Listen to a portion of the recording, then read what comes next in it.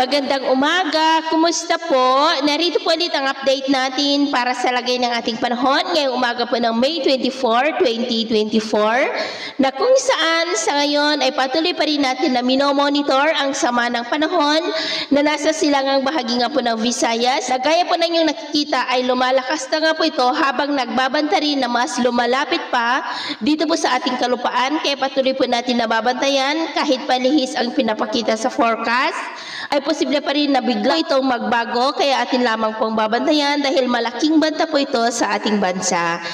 At sa lagay po ng ating panahon ngayong madaling araw ay maayos pa rin ang panahon sa malaking bahagi ng ating bansa, pero dahil po sa trough ng sama ng panahon ay maulap ang kalangitan na may mga pulupulong pag-ulan, pagkulog at pagkidlat na minsan ay may mga pagbugso ng hangin sa may Eastern Visayas, Bohol, Northern Cebu, northern part ng Panay Island, Aklan, Bicol Region at ilang bahagi ng Caraga. May mga isolated rains rin sa ilang bahagi po ng Palawan, Basilan at Zamboanga Peninsula.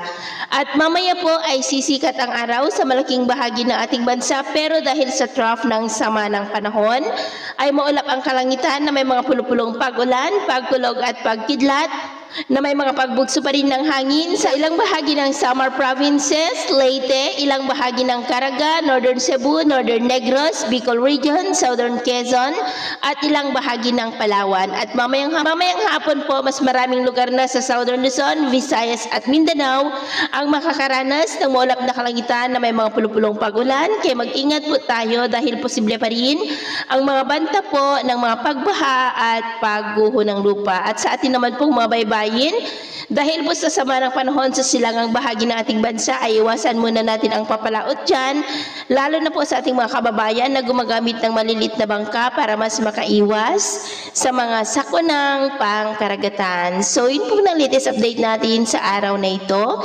At ako po muli si James na nagsasabing sa kahit na pagsubok po na darating sa ating buhay, huwag po tayong mawawalan ng pag-asa. Thank you and God bless.